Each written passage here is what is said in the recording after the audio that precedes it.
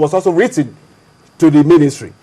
The question is, and as I speak with you, all the electoral materials that were supposed to take place at Makurdi was still in our possession as an exhibit, and nothing, I repeat, nothing out of that was used. So the question is, who conducted the election? Who were the members of the electoral committee? Which materials were used?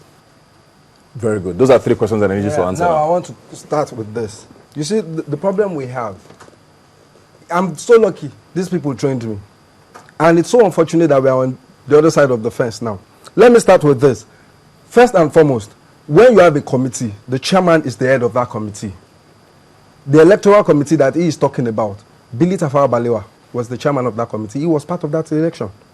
That now, the two of them have been missing a point that is very, very critical. The ministry, when we have the electoral committee, the ministry is represented in that electoral committee. And it is very clear, according to our constitution, and the national youth policy supports that role that they play. The ministry is an umpire. The ministers present at any meeting of the youth council is honorary. He does not have a stake in the matter. So now what a lot of people have said is the minister declared. Why would the minister declare me vice president of Southwest? I don't know him. I have never met him. I'm sure he doesn't even know my name. These are issues we need to look at. Now, he said something that is very critical. You see, he who must come to equity must come with clean hands. The said secretary of that electoral committee, who absconded in Makurdi, said that they must have been sworn in 14 days before. They weren't sworn in. He didn't complain at that particular point in time because things were going the way he wanted. Now that things don't go your way does not mean that it is wrong. Now let's go back to Mina that he has been talking about. In Mina, the ministry was not represented in the electoral committee and they still went ahead to have an election. Before Mina, 2 days before Mina, we had an injunction validly issued by a competent court of law to stop the Mina Congress. They went ahead with the Mina Congress. Now people continue to blame other people when they have done the same thing. Like I have said, he who must come to equity must come with clean hands. Now let's assume that in Makurdi we did something that was absolutely wrong. Does too wrong to make it right? I think that the proper thing for them to have done was to have gone to court to challenge that action. But they decided, in fact, I am so disappointed in the Niger State governor.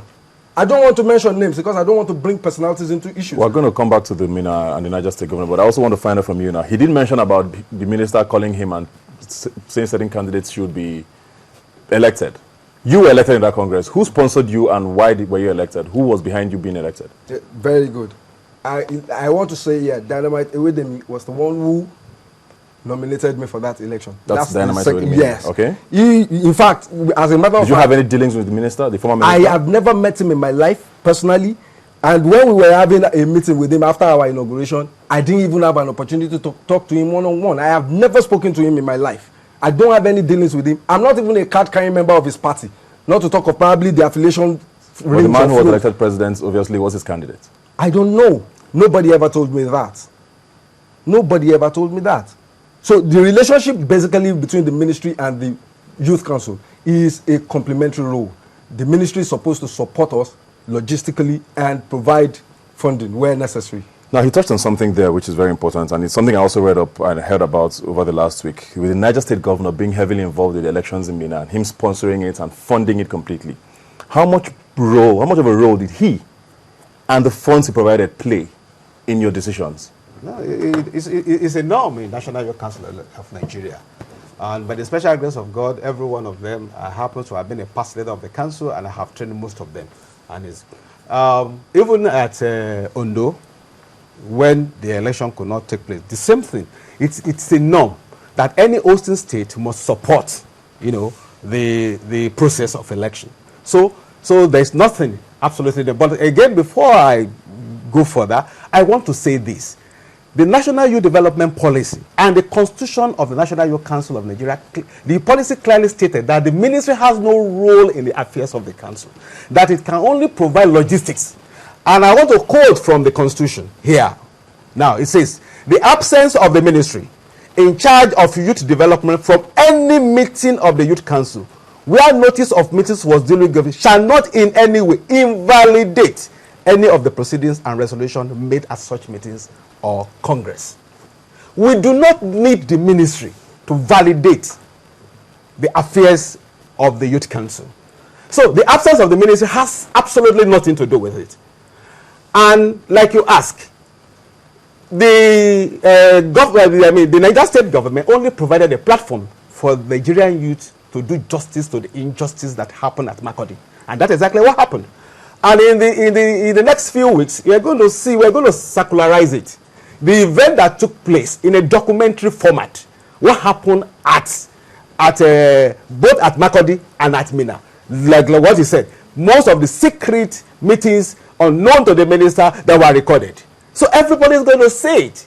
So, so the government of Niger State only provided a platform, and it has been there. And I can say it very clearly, for over 35 years, I have been involved.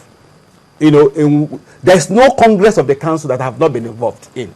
And I can tell you, it is the role of the state government, and that is exactly what Niger State government has done. I'm actually going to come back to that thing you just talked now, because it's something I want to end with. But I want to go to Wale now.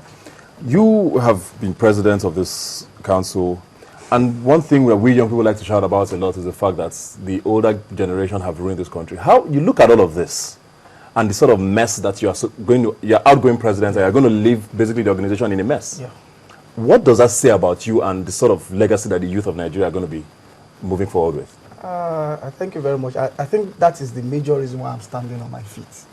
To say that either Minna or Makurdi, the two, they are factions. And my point is this. There was no election in Makurdi.